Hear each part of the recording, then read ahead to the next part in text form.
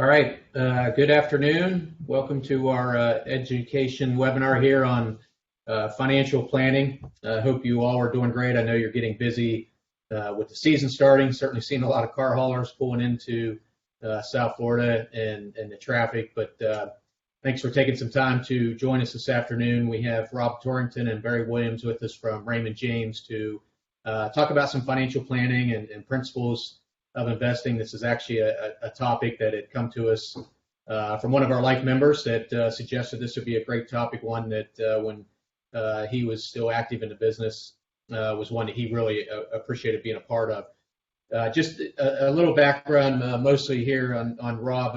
I've known Rob for almost a decade now, for when our paths crossed and we were raising money for the South Florida PGA Foundation, as well as Habitat for Humanity that later moved us to raising money for specifically for PGA Hope, and Rob's been an active part in making sure that those events have been successful for us over the last decade. That I don't have a firm number in front of me here, but we've probably raised close to $1 million over that time for those charities.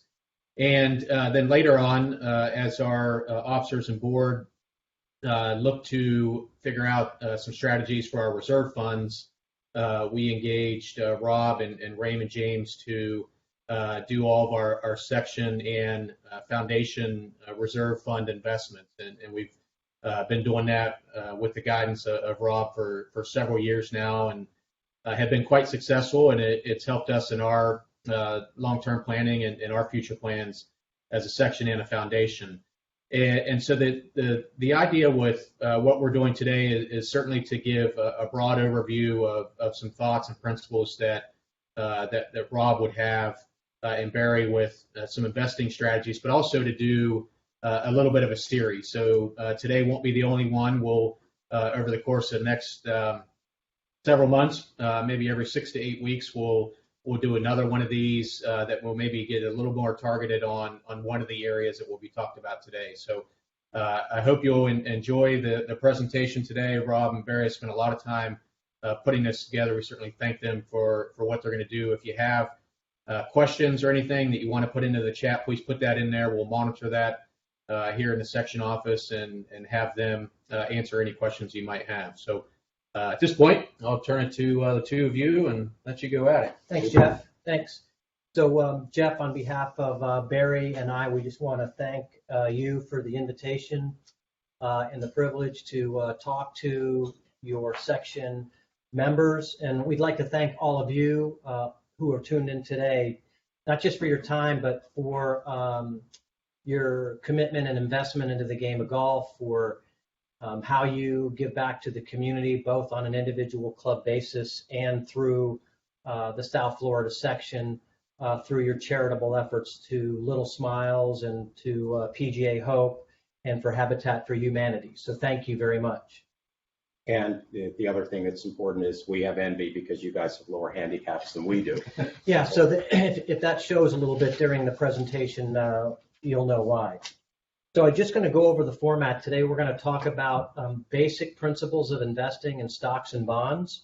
And what we're going to do is we're going to present a few slides to you on some basic principles, and then we'll stop intermittently throughout the program to take your questions. So please go ahead. If you have questions, submit them in the chat, and then Jackie will break us every 10 minutes or so, and we'll look at those questions and do our best to answer them. So without any further delay, let's go ahead and get started.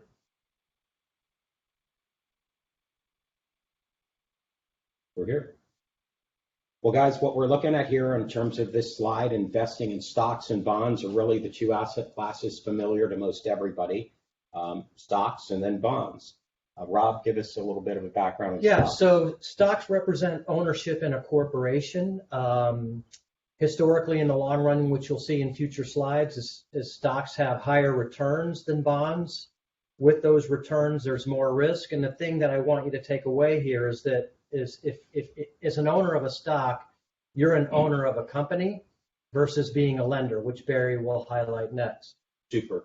What Rob is saying is absolutely correct with bonds, although the slide shows that they have potential growth, and over history, that's been absolutely true. I think the operative word there is potential. They have offered historically lower risk relative to the action of stocks.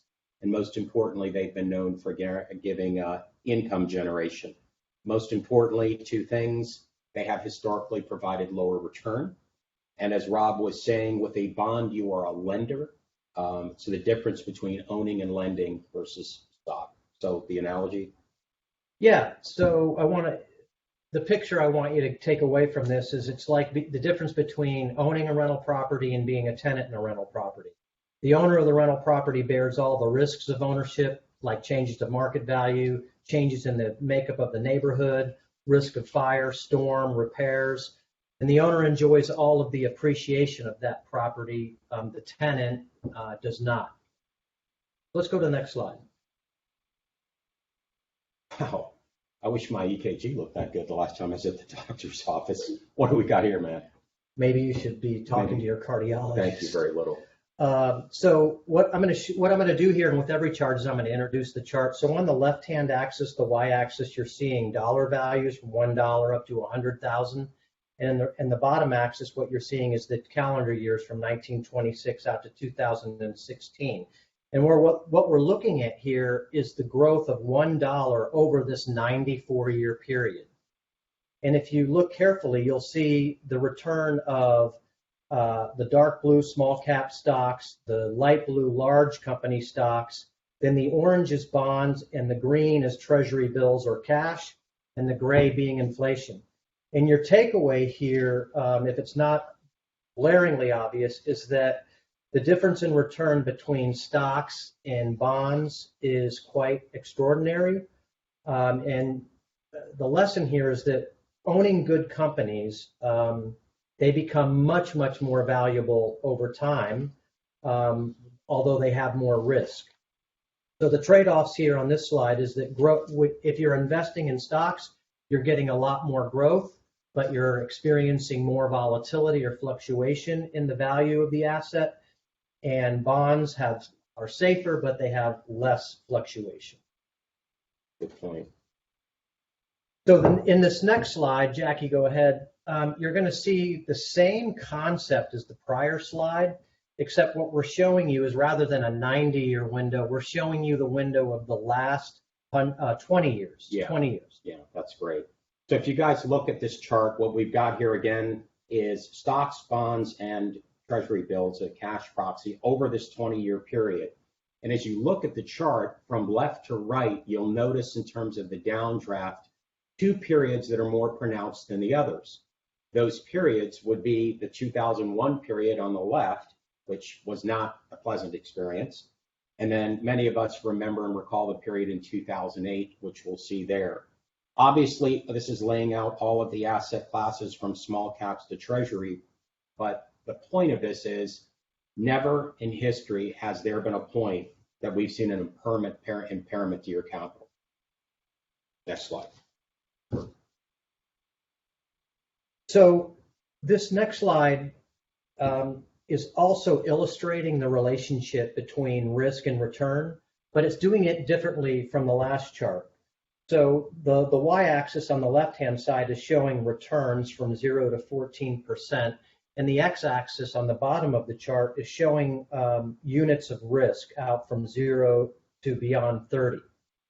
And so if you look at this chart, it's showing the last 94 years, the different risk return characteristics of treasury bills, which is green or cash, government bonds, which is orange, and then stocks, which are light blue and dark blue. And another really, really telling thing is obviously as you look at this and pan from left to right or top to bottom, is that you can see that small caps are leading the way with close to a 12% return. But as your eyes fall to the bottom, you'll see at 28, you are basically reaching with much more risk to get that return.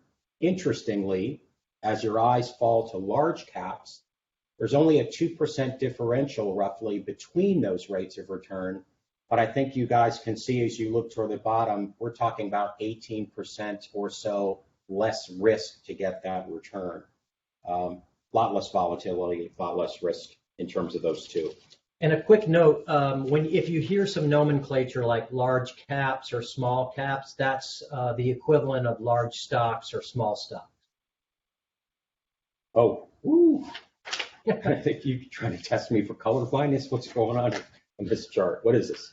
Yeah, not exactly. So what this chart is showing is from 2001 to the present day, the best asset class to invest in any calendar year, that would be along the top, and the worst, which would be along the bottom, and everything in between. Well, you know what? I'm looking at this thing, and I see the asset classes that did the best. They used to say about Lanny Watkins, if you put a pin on a lily pad in the middle of the lake, he'd go for it, be aggressive. Hey, why don't I just want to back up the truck and go into the best thing from the last year? Well, Barry, it's a good question, and here's why you wouldn't want to do that. Is typically past performance when we look at past performance, such as if you go to the year 2007 and go to the top, you'll see that the top performer was international stocks at 11.2%. Right. Typically, the number one performer the prior year is not the number one performer the year after that. The second thing is when you allocate everything you have to what you think is going to be the best, meaning putting all your eggs in one basket, you're really buying high. You're buying the thing that's gone up the most rather than buying low. And I think the old adage is buy low and sell high. So thirdly, it's impossible to pick or know what the annual number one category is going to be every year. And if you could figure that out, everybody would do it.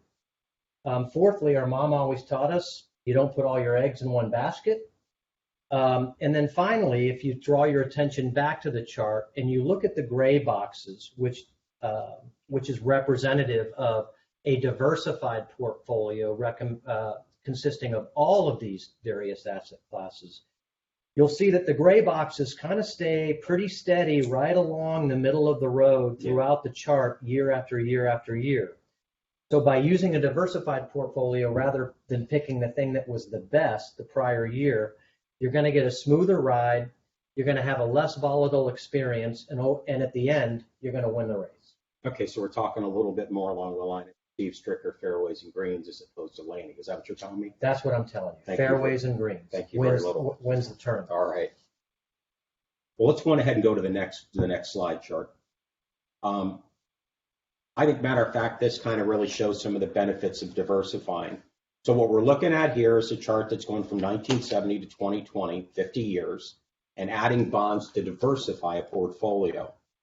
The chart on the left is showing, on the bottom left, if you'll notice, 9.9% return with a risk of 11.9, and showing that the bulk of that is in equities. Portfolio to the right, 9.9% return with a lower risk. So same return, but the benefit of diversification is showing you're getting there with substantially less risk. Yeah, and the analogy I would share here is think about a car in miles per gallon. The car on the left side, which is titled the original portfolio, is getting 9.9% return and 11.9% risk. And the car on the right side is getting the same return with less risk. So the car on the right is getting more miles per gallon than the car on the left. And that's really what you want. You want to cover more territory with less gas, and in this case, get more return or the same return with less risk. Super analogy. Next slide. Oh, here's another one. You see the hunt for Red October? I did. Why do I feel like Jonesy, the guy on the sonar, looking at this thing? I feel like I should be in front of am I on a sub? What is this? Just to help you with your Red October reference, I'll give a Jack Ryan Thank you type response. So if you call your attention to the slide, there's 3 columns that move horizontally. The first is showing 1-year returns in stocks. The middle column is showing 5-year returns, and the bottom column is showing 15-year returns. And this is over a 94-year period. And what you're going to see is the concept demonstrated here is that time reduces risk or the chance of loss. So let's look at the top column horizontally on 1-year returns. If you look at this carefully, you'll see that 74% of the time the market is up, or 74% of the years, 26% of the years the market is down. What's maybe even more telling is that when the market was up, 25 of those times, the market's been up over 25% in those years. And in the down years, only 5 times was the market down more than 25%. So if you could invest in something, or if you could go to Vegas, I would say, and have odds where you could win 74% of the time and only lose 26% of the time, and when you win bigger than the amount you could lose, you might want to give that a shot. Take those odds. Yeah, but what's more telling is the middle column. If you go to 5-year periods, you'll see that the 87% of the time the market was up in 5-year rolling periods and only 13% down. And then 15-year periods, there was no 15-year horizon where you had a loss in stocks. So the conclusion here is that time reduces risk or moderates risk. It's time in the market and not timing. Yeah, time in the market, not time in the market. Yeah, exactly. I like that. Great chart. Going on to the next one, can you stay on track? Really, really interesting and telling chart here. What we've got on the left side, if anybody in this room is old enough to remember the Nixon years, is we've got a really shortened period from 1972 to 1975. Now, the stock market in those days kind of went sideways, but we've got some other asset classes here. The point is really relevant in comparing it to the chart on the right. You guys will notice on that chart the stocks, diversified portfolio, and bonds in that chart display a generally upward trend on that. Twend. You want to mention any yacht? I'm just going to keep fumbling that word, but that's it. So in any event, very, very telling chart in terms of time. And Rob, what's this thing saying about the psychology of the market? What do you think? Yeah, so when we look at the chart on the left, the question on this chart is, can you stay on track? And even though 1972 to 1975 seems like a short period of time, it's 3 years in which the market and other asset classes really didn't do very well. And what I'd like to talk about is how our brains respond to that and what it feels like when the market goes down when you're in the middle of a market downturn. So the first thing that and I'm not a professor or a psychologist. Not as far as you know. Right. The first thing is that we experience the pain of loss with twice the intensity as we experience the feeling of pleasure. The example I would give you is that think of yourself going into a convenience store and you buy a quick pick ticket and you win $200 on the scratch off. You walk out, get into your car, drive down the street and get a speeding ticket for $200. And think about how you felt about both. You felt pretty good about the $200 scratch off, but you felt a hell of a lot worse about the $200 speeding ticket. And that's how our brains work. We experience the pain of loss with greater intensity than we experience the pleasure of gain. The second thing I would say is, again, on the chart on the left, when the market's going down, we experience the same fight or flight syndrome that we would if a grizzly bear were chasing us through the hiking trails of Colorado. Our epinephrine, norepinephrine gets released, our pupils dilate, our digestion slows down, our heartbeat speeds up, and we're basically in a state of mind to survive. And when the markets go down, particularly when they go down precipitously, like most recently for COVID, we experience that same psychological event as we do if a bear were chasing us. So sometimes it's difficult to stay on track when the proverbial yogurt is hitting the fan. But if you know a little bit more about what you're experiencing and why, it can help you hold the course. Amen. Also, Jackie, do we have any questions? Take a look.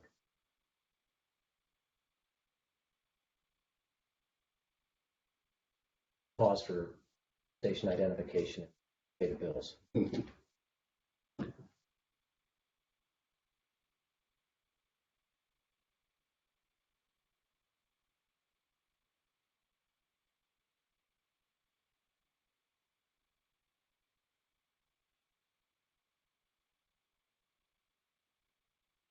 No questions. Okay, super. You're doing a great job. Doing a great job. Like this, Captain.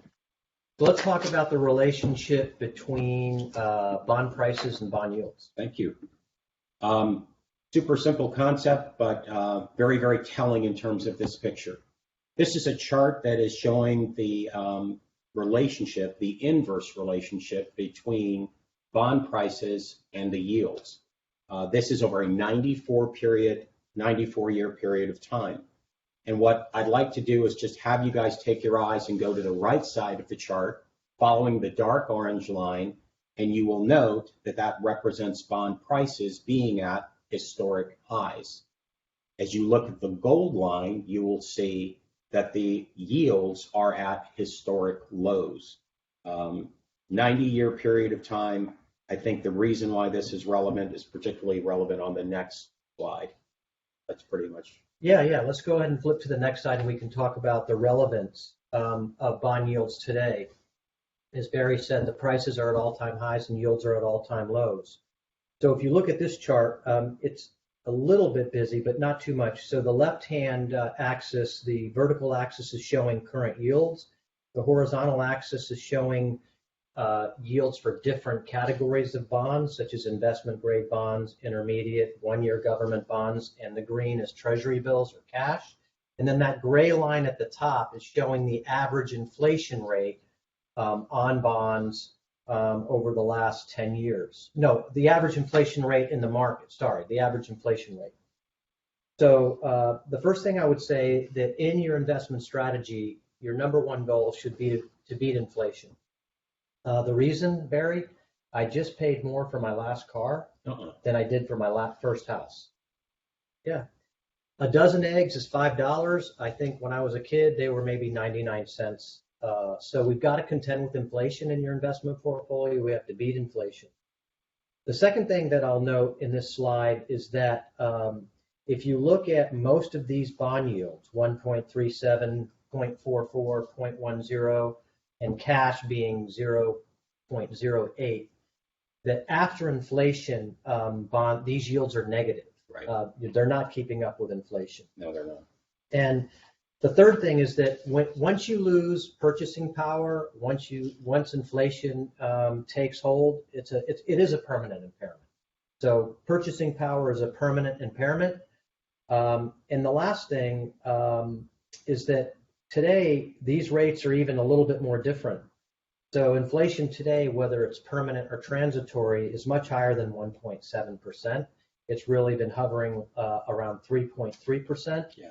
Whether or not that will remain, nobody knows yet, but certainly much higher than we've seen the past 20 years. True. So given these low yields, what we'll talk about further is that bonds, although they're important in the portfolio, are serving mostly as protection against downturns in the stock market, not necessarily so much serving as a return vehicle.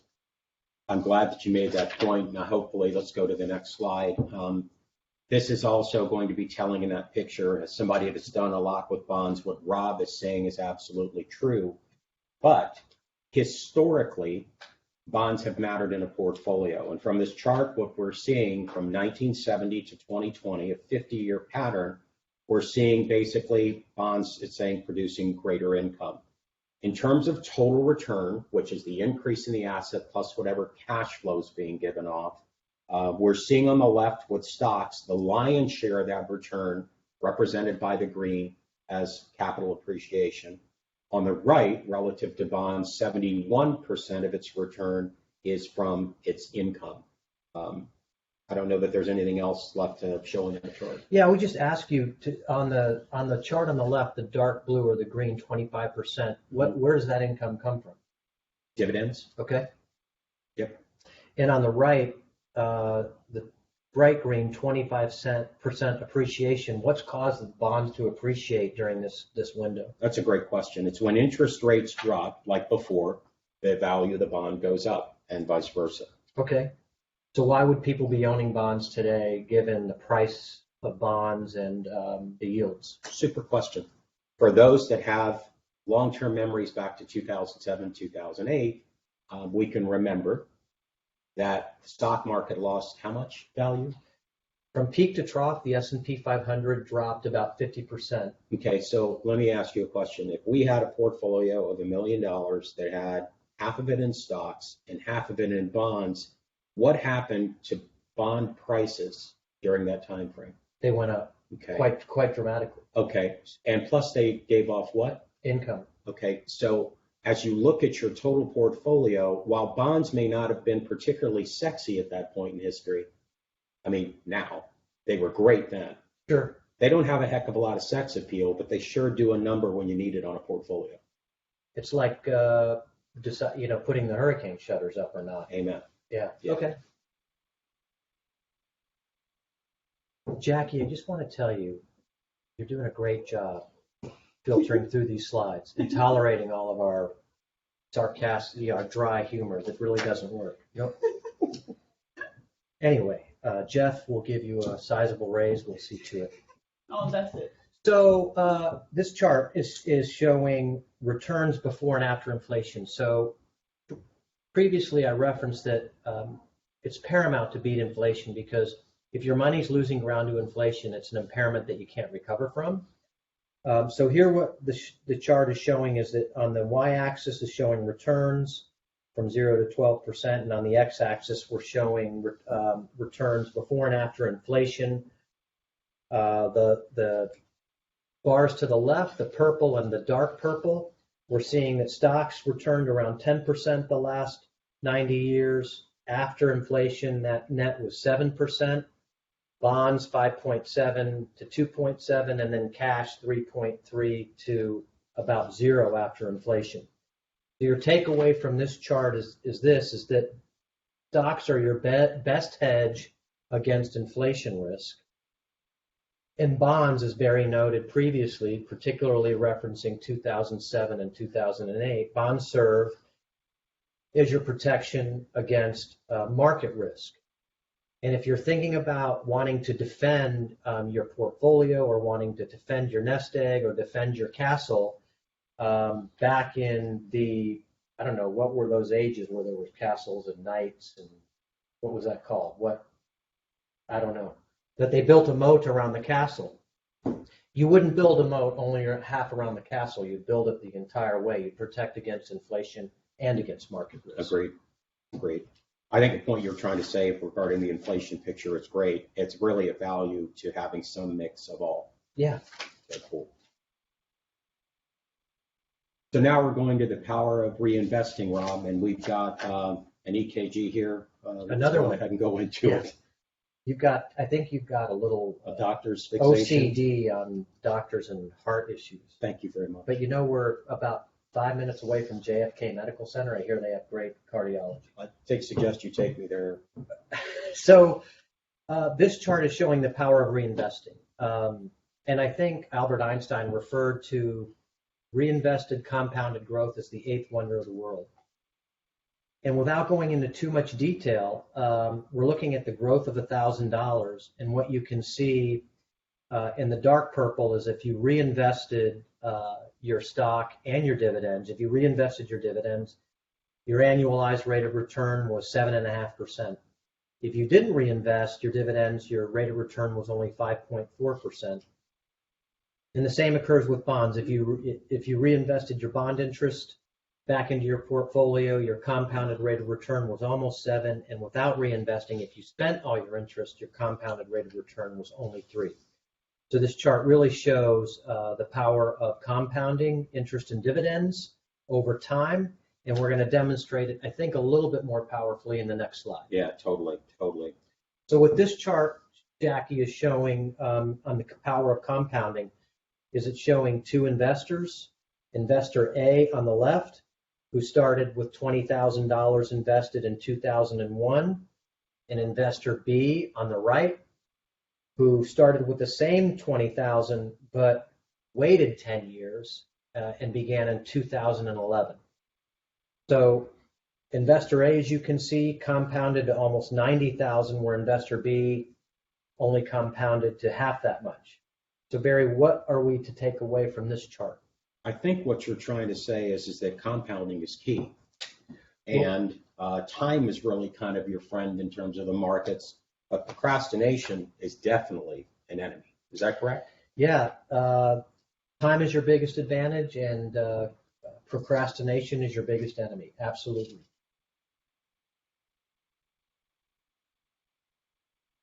So Barry, why don't you tell us about the importance of rebalancing? Well, the first thing is I don't know if everybody even knows what rebalancing is, but I think the pictures here are going to tell the story better than we can. You guys go ahead and look at the chart. We're going to see this time frame in 5-year increments starting the year 2000, progressing to the right to the year 2020. If we had started off in the year 2000 with 50% of the portfolio in stocks, 50% in bonds, obviously with the markets going up and down over the years, the balance is going to change. Right.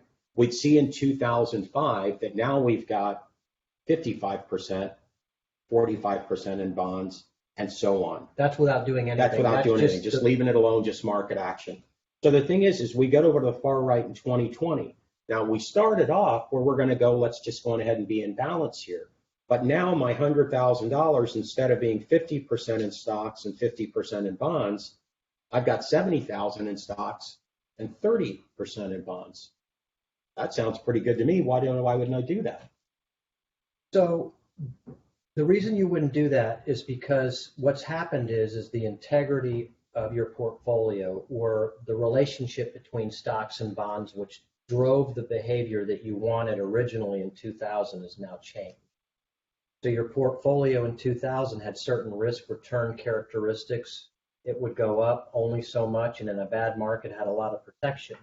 Now your portfolio in 2020 is going to go up a lot more in a good market, but when we have a recession or some other unforeseen event like a COVID or a 9/11, your portfolio is going to go down a lot more than you thought or maybe that you intended. So the purpose of rebalancing is really to restore that relationship between stocks and bonds so that you can get the behavior that will out of your money that allows you to sleep at night. Okay, no, that makes total sense. I mean, if you're owning a lot more stocks now than you did back in 2000, you've got to be prepared for a lot more fluctuation in your portfolio. And if you're not prepared for that, then you're probably going to respond poorly when we do have a hiccup in the market. So what you're basically doing is you're reinforcing the fact that although I may not want to pay the tax, and although I may not want to let go a little bit of my Apple and Netflix, it's better to sell off some of what's high and buy some of the other stuff. Yeah. I mean, rebalancing, we recommend that people do that every year on an annual basis. And it is a process. It's a forced process if you do it, of selling your winners or selling high. Yeah. And buying stuff that's low. So you're following that simple rule of buy low, sell high. Yeah, and you're absolutely right. Unfortunately, all too often what we see with the typical investor is they do the opposite. Yeah, the typical investor in a 401k, for example, might look at their lineup of options to invest in and tend to put more of their money in whatever did best the prior year, right, rather than putting their money into something that didn't do so well or maybe was down. That's trading a lot cheaper. I mean, we're in a business of stocks. It's not like going to the mall or going food shopping. When I go to the mall and I buy a nice shirt like that, I want to get it 25% off. I don't want to pay full price or pay a premium. So I love to buy on sale if I'm shopping in the mall or shopping at Macy's or online. I love a sale. I don't want to pay full price or premium. But in our business, when something's really gone up, you want more. Everybody wants it. Yeah, now I feel you on that. That's really, really important. We're going to go on ahead and go to the next slide, which is really somewhat related a little bit to some of the themes you guys have been hearing, but this is talking about the dangers of market timing. So we've got the hypothetical value of $1 that was invested all the way back in 1926, 94 years ago. And as your eyes go to the left side of the chart where the purple is, you'll see that that dollar back then has turned into almost $11,000. But what's really, really telling upon this chart is the middle column where it says the performance of stocks without the best 53 months. To the right, which is basically an allocation in treasury bills or cash proxy. And I think, Rob, you were calculating this, but what is it? It's like 4% of all the entire months over those 94 years or 1,128 months. Yeah, I mean, the investor to the right in the middle column, if they miss just the best 53 months out of 1,128 months, their return almost goes to zero. Yeah. Versus $11,000.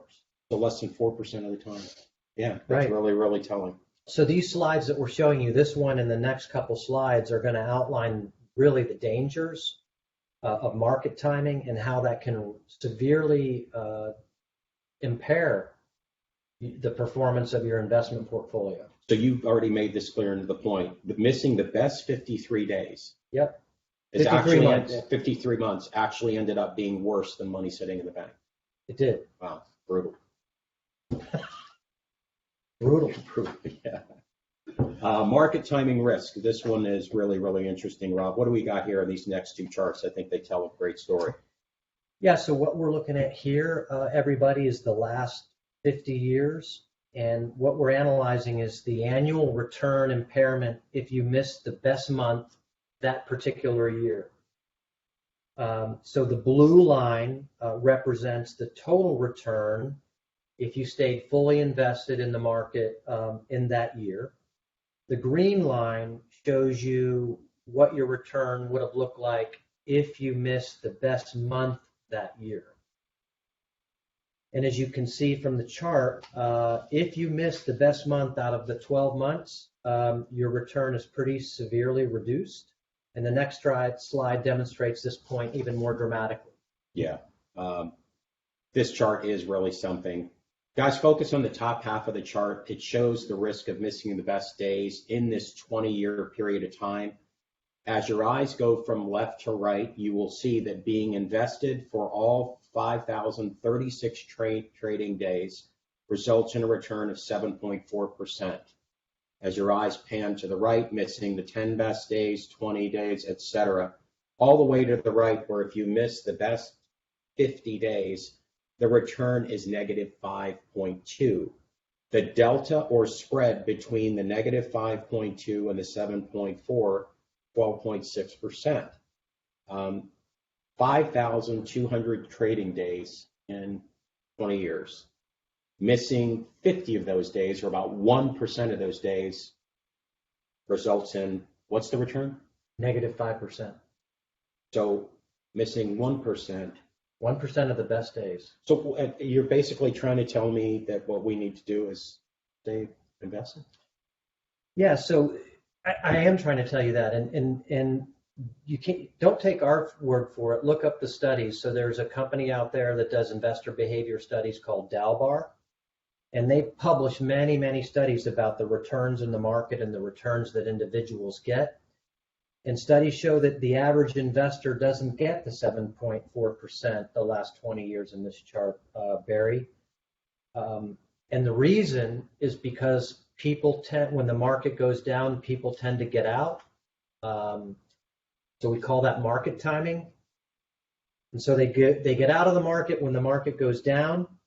And then the best days, so when you talk about the 50 best days in this chart, when do they happen? History shows that the best days happen right after the worst days. So if you're not in the market when the market recovers, you're not invested when we have these best days that occur right after the worst of times, you're on the sideline. The train pulls out of the station and you're not on it. And the cost is pretty severe to your financial well-being. Yeah, sure. Yeah, totally. So, Jackie, that concludes our main comments for today. Let's go ahead and take a look and see what questions that we have. I have this, and then if we don't mind going back and reviewing some of the earlier slides. Okay. Just for a few minutes, if that's okay. But you can answer that first. So the question that I see here, Barry, is how do you know what the best month is or will be? So we talked about missing the best month out of a calendar year, and how the question is how do we know based on market timing. Something regarding customs Custom, or market timing. I'll give it a shot, but Constant market timing. it's easy for anybody to look in a rear view mirror. There are enough statistics out there for any of us to see in any given year when the best months are. There are also statistics and patterns that show that there are certain times of the year which tend to be better times to be in the market than not. Having said that, what Rob and I have tried to basically present here is nobody knows what the day or the hour is going to be. The bottom line is have a quality portfolio and have a discipline involved like rebalancing, and the chances are you're going to be resoundingly successful in that plan.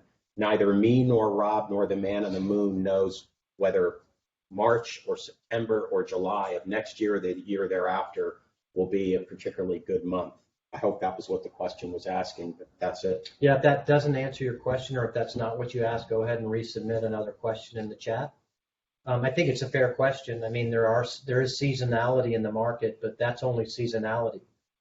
So sometimes summers aren't so great. Sometimes we're entering into a period, November, December, January, which seasonally has been very good for the market. Right. That does not mean it will be very good. No, look at what happened back in the elections back in 2016. Look at 9/11. Yeah, 9/11, you never know. No, 9/11 was September. We can fudge that. We can just kind of show that in. Okay. Do you have a chart that could show us if you miss the worst days in comparison that I could send out? Someone's curious about that. If we missed, if we were out Correct. of the market Yeah. for the worst days. Yeah, in comparison with that. I'll see if we have a chart like that. Okay. And if so, we'll share it. But yeah, if you could go through some of the early slides, they weren't showing on the presentation. Okay. Just the first three. Sure. Jackie, forgive me, before we do Yeah. that, the missing the worst days versus the best days? Yeah, being involved in the best days versus Okay. missing the worst. Okay. I believe. Okay, so the chart that you're looking at now, for those of you who didn't see it or if it wasn't up there, what we're showing you here is the growth of $1 over the last 94 years in different categories of investments. We call these asset classes. So these categories are in the key: small cap or small company stocks, large company stocks, long-term bonds, treasury bills, which is green, which is cash, and then the gray, which is inflation. And what we're just showing in this chart is that over the long run, owning stocks as part of your portfolio is the growth engine. That's the light blue and the dark blue lines. They far exceed enormously the performance of bonds, cash, and way beyond inflation. The other thing to take away from this chart is that the volatility on those stocks there's more movement up and down than there is bonds or cash. So bonds and cash are safer. They provide protection in your portfolio, but they do not produce near the same level of return potential as stocks. Is this the Ibbotson chart? Yeah. Okay. This was the chart that we had that was basically showing a shorter time frame. So we're talking a 20-year time frame. And the point in showing this was, if you guys will let your eyes go towards the middle to the left side of the chart, again, we have these different asset classes of stocks and bonds and treasury bills relative to inflation. But the thing to notice is where the dips take place, which are 2001 on the left and 2008 on the They're right. just more apparent in this chart. You can see the dips more clearly in a shorter time period. Correct. Right. Is there another one? Yeah, we're going to go till here. Okay. All right. So the chart you're looking at now is also outlining the relationship between risk and return of the same categories that we just looked at on the prior two charts. So what you're seeing here is basically what you're seeing on the left axis is returns, the y-axis on the left, the vertical, 0 to 14%. And then the x-axis along the horizontal at the bottom is showing the units of risk.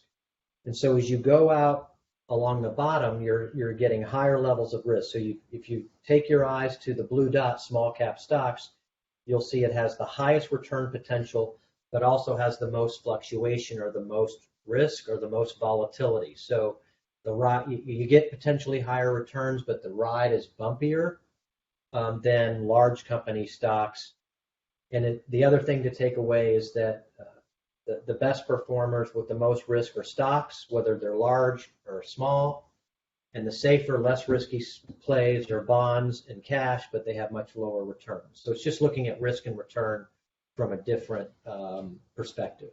Right. This one as well? Mm-hmm. Okay. The last one.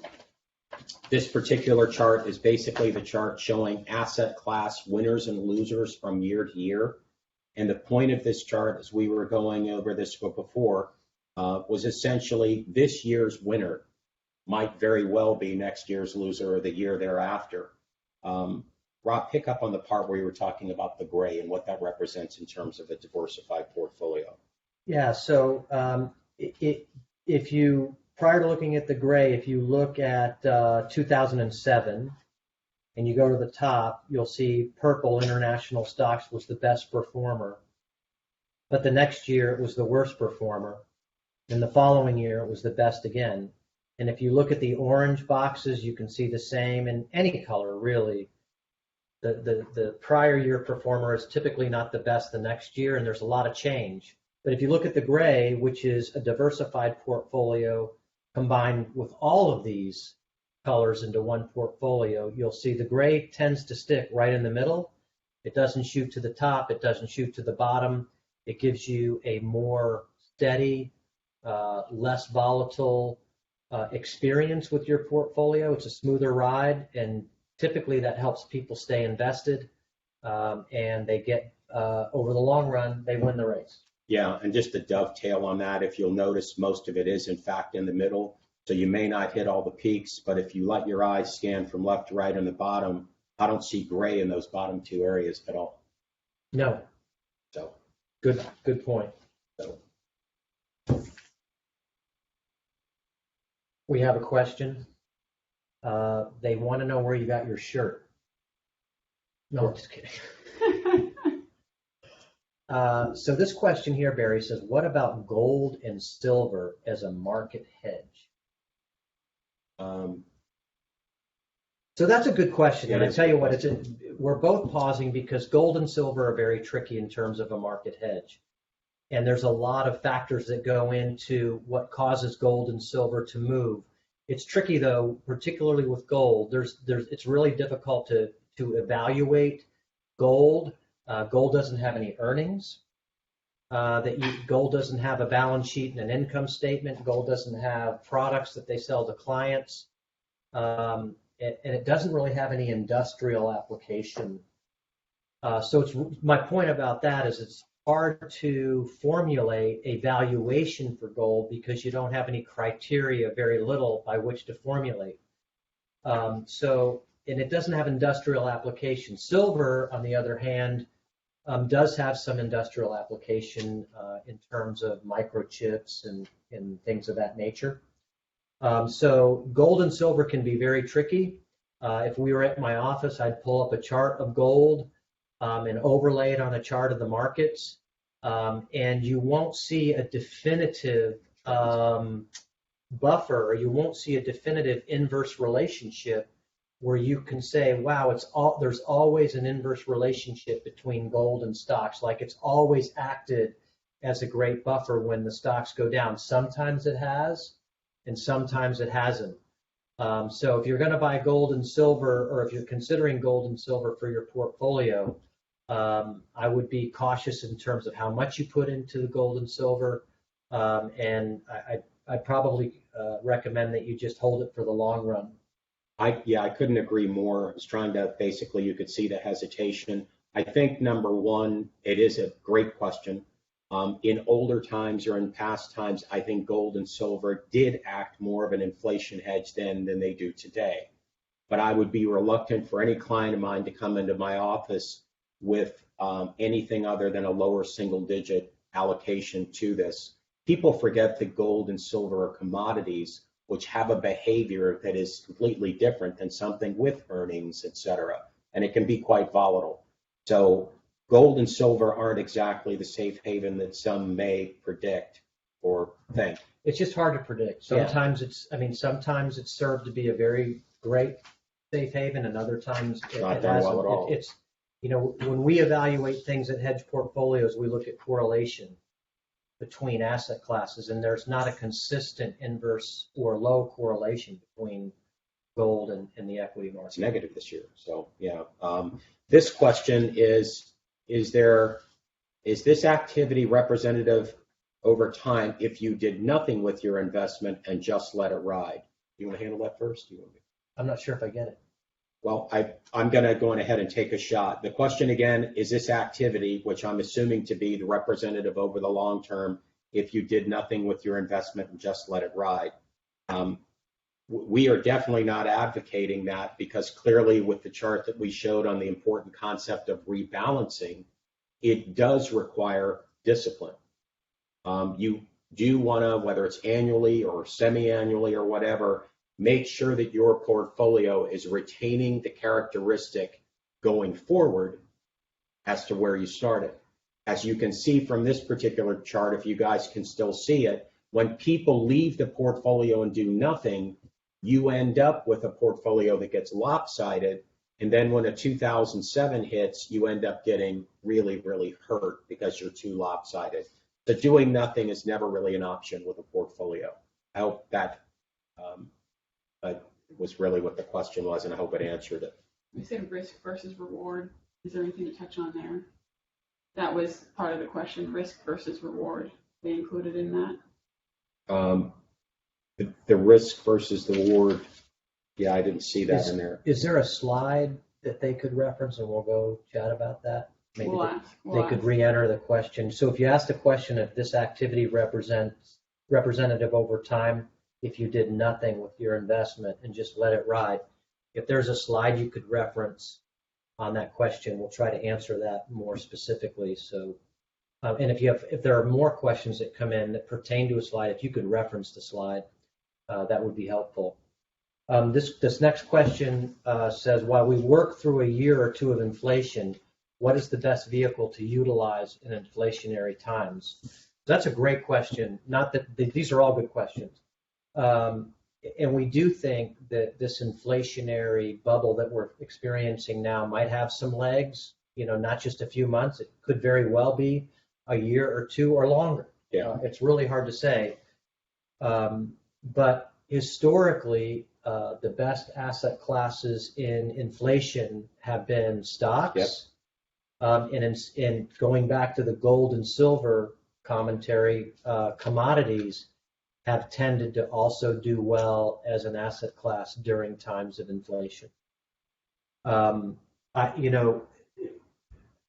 guess I would just qualify that by saying, if you're in a portfolio that is currently appropriately weighted to stocks for your personal investment preference, what allows you to sleep at night, your time frame, how long you have till you need the money.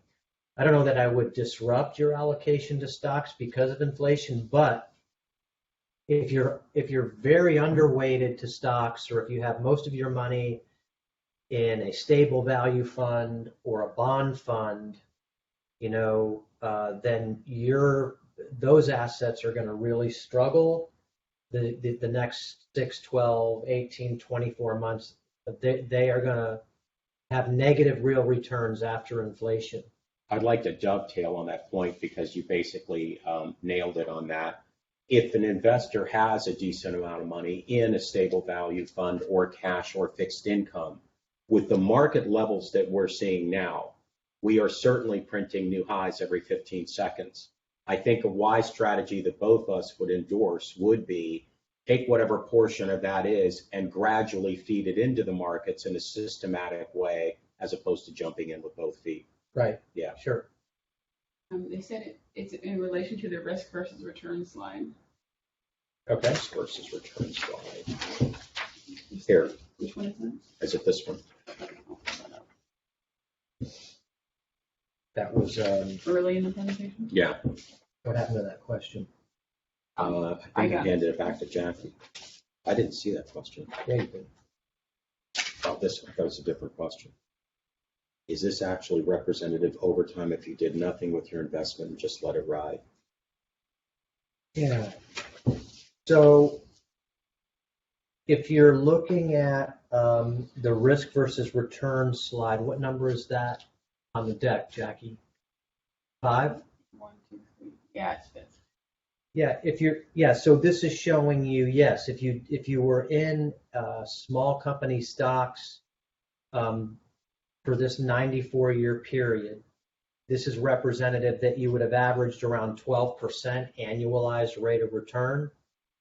But the volatility, if you want to go back, Jackie, to slide number 2, there, different way to look at the same slide. So there's your 12% return, 11.8 on small company stocks. That's if you did nothing, you just let it ride. You did very well. But if you look over time, you'll see that there's a lot more movement in the value of your portfolio in small company stocks. That's represented by the higher amount of risk. Higher risk means that it goes up a lot more and it goes down a lot more. It goes up a lot more and it goes down a lot more. It still slopes upward to the right, but it does so with a higher degree of volatility. It's bumpier. Some people can manage a bumpier ride. They don't panic. They don't freak out, like I said, on fight or flight syndrome. Other people lose sleep, and worse, they sell when It's exactly the wrong time. Yeah. So if your question is this representative No, of what would happen if you did nothing? The answer is yes. except there's one major thing here. There's 94 years of a time period here. Right. So in any given period, like the next chart where we were showing the periods of 2001 and 2008, then it becomes significantly more pronounced when you've got a 30% plus downside for that ride. Right. I think on the prior chart where we both saw that although small caps outperformed at a 12% level, we were reaching at the far end of the risk parameter to get that return. Sure.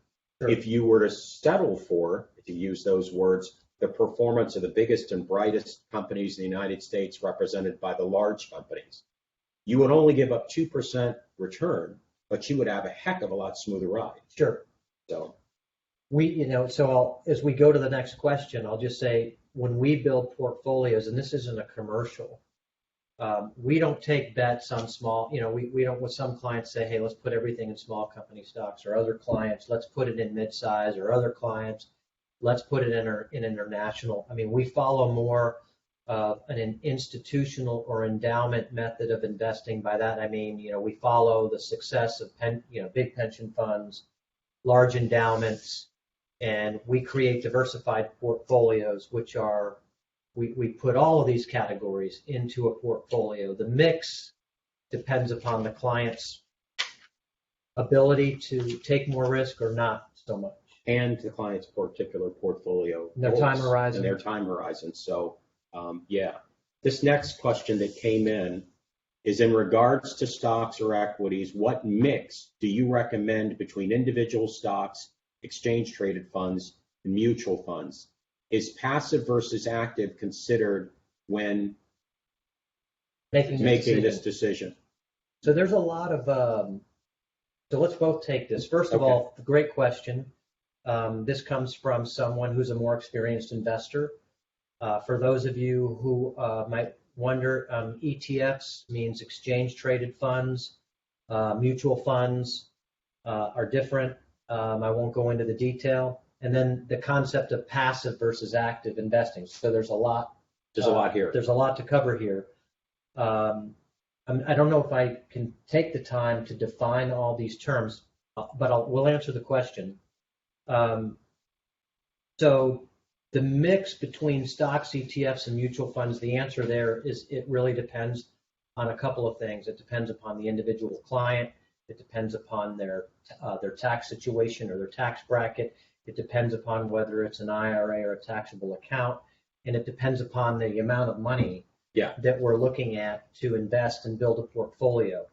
So I know you probably wanted more specific than that on how we really lean, but I will say that depending upon those factors, we use all of those vehicles.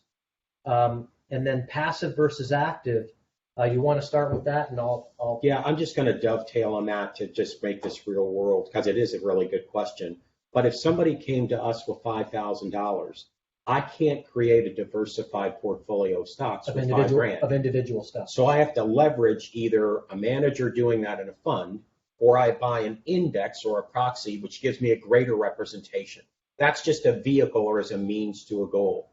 When we encounter portfolios that are larger, and we can actually take advantage of owning individual securities that are managed, now we can do some things with tax loss harvesting to make their tax ride smoother year to year. So in terms of the mix, it really kind of depends upon the client, the amount of money, and what we're trying to do. Active versus passive, I don't know about you, but it's not really the major thing in here. Passive investments would be indexes, like buying the S&P Vanguard or whatever type of a proxy. Do they work over time? Yes. This particular market that we're in tends to be a market that favors active stock picking in terms of getting more value. Yes. So I would say that we probably use a combination of active and passive. And there are seasons in which one style works better. And I'll end the question with that. And for example, when we're coming out of a recession and we're starting a new economic expansion. And there's the tide's going up. There's a lot of tailwinds for the market to recover. Tide's lifting all boats. Right. Then passive tends to outperform active management. When we're in a time when we're maybe further on in the economic cycle, like now, right, or further on in a bull market, then active managers tend to outperform, and we've started to see the evidence of that just in the past 6 to 12 months. So we use both. It's a great question. Thank you. Yeah, it is a really good question. The next question, Rob, There's more? Yeah. What time is it? I'm kidding. Can you speak about investing at 25 versus 65? Isn't that critical? Starting at 25. Altitude? Yeah, so sure, that's important. So when a person like any of you or a client like we might serve, when we first set up a portfolio with a client, and we determine their investment policy, and all that means is that we determine the rules and the parameters by which the portfolio gets structured, and one of those rules is time frame. Right. So if a client is 65, like you, the client is 65, mortality tells us they have a shorter. Thanks a lot. They have a shorter runway, and so they have less time to invest and less time to ride out downturns in the market, like you demonstrated during the Nixon years. Yep. When the market was really down or flat for 3 years. Yep. So yes, it's a great question. As a 25-year-old, you have the time to take more risks.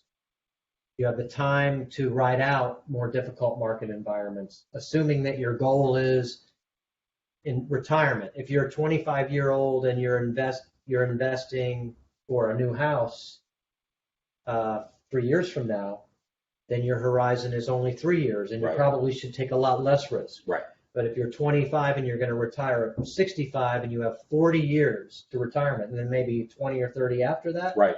Yeah, great question. It is a super question. It's a good question. It does, your portfolio does and probably should look different depending on your goal.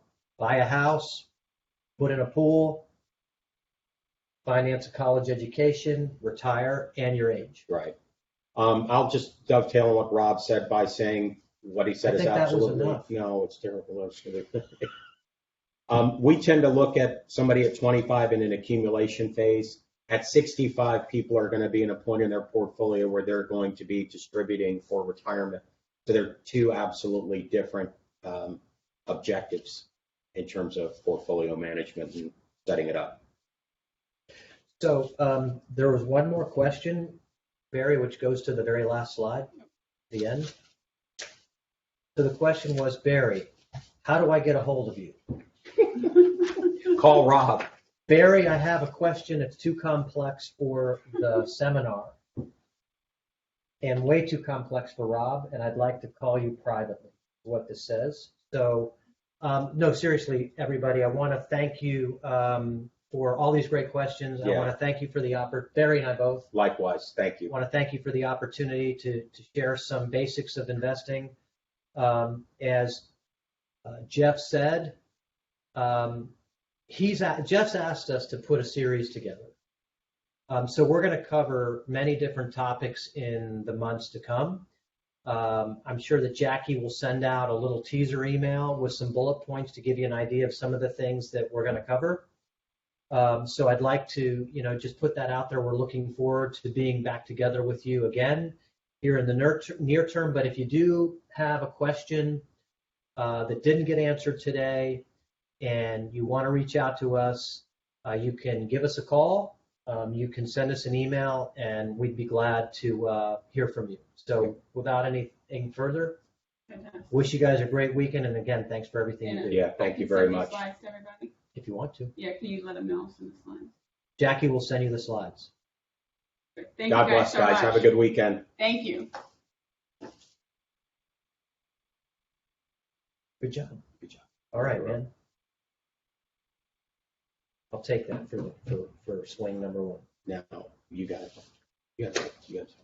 Yeah, I got it. That was good. That was fun. Thank you. We got some good questions there at the end.